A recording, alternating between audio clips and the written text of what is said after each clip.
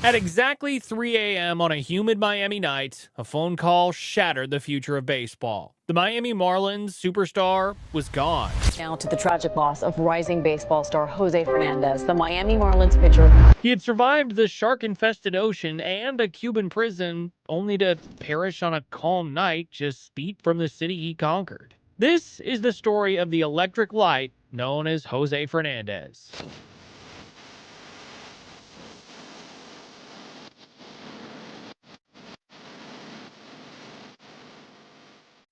Have you ever wondered what it takes for a child to look at 90 miles of shark-infested ocean and decide that the water is safer than the land he was born on? For José Fernández, that wasn't just a hypothetical question. It was his reality before he even had a driver's license. Born in Santa Clara, Cuba in 1992, José grew up on a dusty street where poverty was the only thing in abundance. In his neighborhood, kids played baseball with rolled-up socks or stones because real equipment was a luxury they couldn't afford. But even in that environment, he was a standout, playing youth ball alongside future Major League star Aledmys Diaz. While most kids dreamed of hitting home runs, José dreamed of the horizon. His path out of Cuba was paved by a legacy of absolute desperation. His stepfather, Ramon Jimenez, had successfully defected to Florida in 2005, but it took the man 14 separate attempts before he finally touched American soil. That type of persistence was in José's blood. When he decided it was his turn to leave, he didn't just fail once, he was caught by Cuban authorities 3 different times. In Cuba, trying to leave isn't just a mistake, it's considered being a traitor to the state. Every time he was caught, the consequences were brutal. He was thrown into adult prisons and treated, in his own words, like an animal for the crime of wanting a different life. He spent months in a cell when he was barely 14 years old. But the bars couldn't hold his ambition. On his 4th and final attempt in 2008, something happened in the middle of the Yucatan Channel that would become the secret engine of his entire career. The waves were what he described as stupid big, tossing their small, overcrowded vessel like a toy in the pitch-black night. Suddenly, a wave crashed over the side, sweeping a passenger into the dark abyss. Without knowing who it was, and without a second of hesitation, 15-year-old José dove into the churning water. He fought the salt and the current for 15 exhausting miles, paddling with his right arm, the arm that would one day command a 100-mile-per-hour fastball, while holding on to the drowning person with his left. It wasn't until they were pulled back toward the boat that he looked at the face of the person he had just saved. It was his own mother. That moment on the water defined everything about who José Fernández was. The fearlessness, the instinct to protect the people he loved most. And by the end of this story, you're going to see exactly why that moment and that ocean meant everything. Because 8 years later, just days before his death, José had received news that was about to make him the happiest he had ever been in his life. We'll get to that. But first, how does a kid go from a Cuban prison cell and a midnight rescue in the ocean to being the most feared pitcher on the planet in less than 5 years? When he finally reached Tampa, Florida at age 15, his rise was almost supernatural. He dominated at Braulio Alonso High School, leading them to 2 state championships while pitching with a velocity that professional scouts usually only see in grown men. The Marlins took him in the first round of the 2011 draft, handing him a $2 million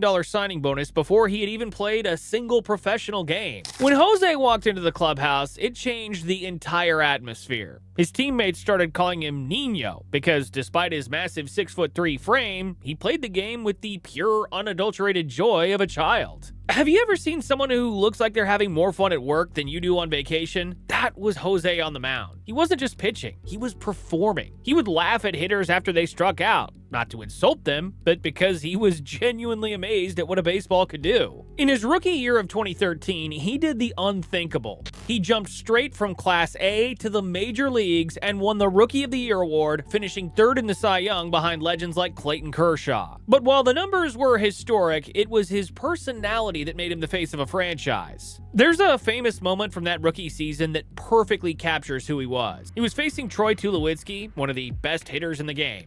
Tulowitzki hit a rocket right back at the mound, a ball that should have gone straight through José's chest. Instead, José caught it with reflexes that didn't seem human. Tulowitzki just stood there stunned and asked, "Did you catch that?" Jose just smiled with that gap-toothed grin and said, "Yes, I did." It was that spirit that made the entire city of Miami fall in love with him. For the Cuban-American community in Little Havana, Jose wasn't just a ball player. He was their story personified. He was the balsero who had made it. However, the problem with being a bright light is that they often burn out the fastest. After a historic 2013, tragedy struck in 2014 when his elbow gave out. Tommy John surgery is a death sentence for some pitchers, but Jose attacked his rehab like he attacked his defection attempts. He came back in 2015 and was arguably even better. By the time 2016 rolled around, he was on pace that put him among the elite of the game. He was 16-8 with a 2.86 ERA and 253 strikeouts, a franchise record. He had never lost a game at home in his first 26 starts, a major league record. He was on a Hall of Fame trajectory that most players couldn't even dream of. But as the 2016 season neared its end, two things were happening in Jose's life that he was keeping close to his chest. First, on the night he died, he had just found out something that should have changed his life for the better.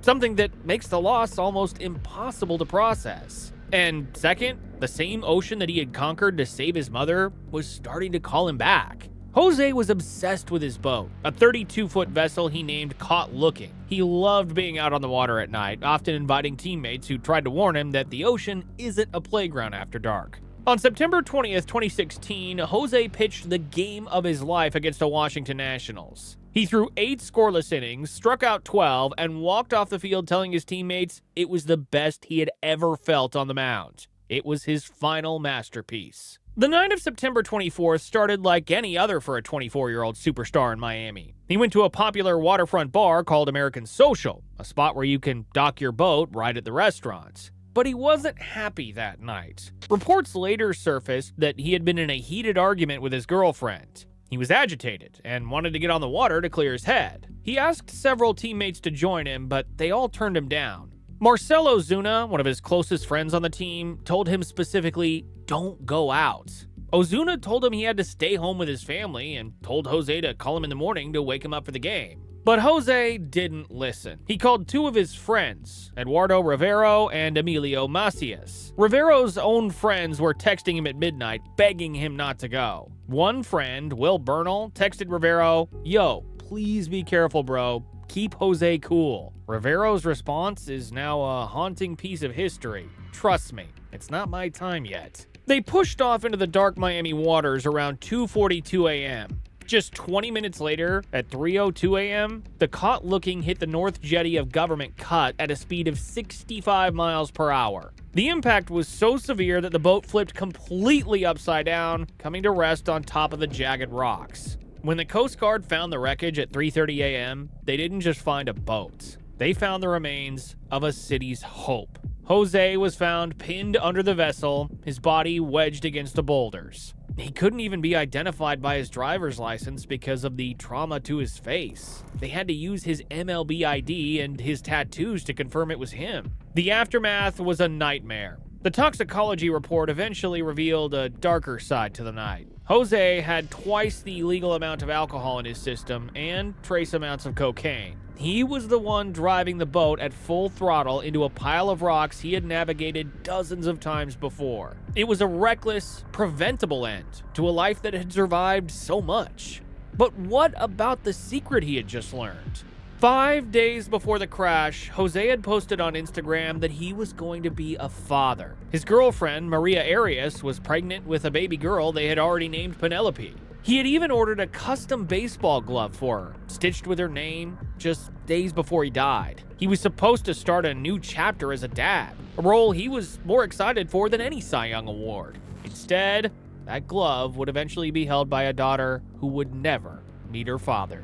The next night, the Marlins had to play. It's a game that anyone who saw will never forget. The entire team wore number 16. They stood around the mound and cried while a lone trumpeter played Take Me Out to the Ball Game. And then D. Gordon stepped up. Gordon, who hadn't hit a home run all year, took the first pitch standing in the right-handed batter's box as a tribute to Jose. Then he switched to the left side and hit a ball further than he ever had in his life. As he rounded the bases, he wasn't cheering, he was sobbing. After the game, the players didn't celebrate the win.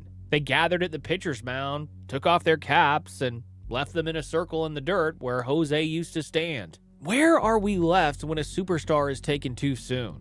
Statistically, Jose Fernández was on pace to be one of the top 5 pitchers to ever play the game. He averaged over 11 strikeouts per 9 innings, a rate higher than almost anyone in history.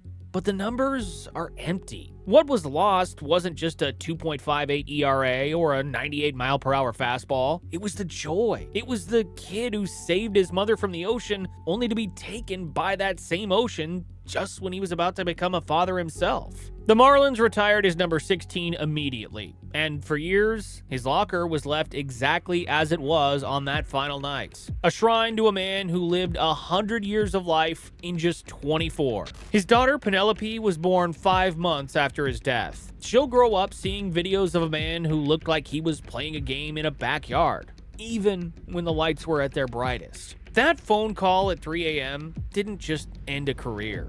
It ended something baseball had never seen before, and may never see again. Jose Fernández lived as a hero, played as a child, and died as a tragic reminder of how fragile a legacy can be. Penelope Fernández is 9 years old right now. She's gonna grow up and search for her father's name one day. Make sure this video is what she finds. Like it, share it, subscribe, because next week, we're telling another story that deserves to be remembered.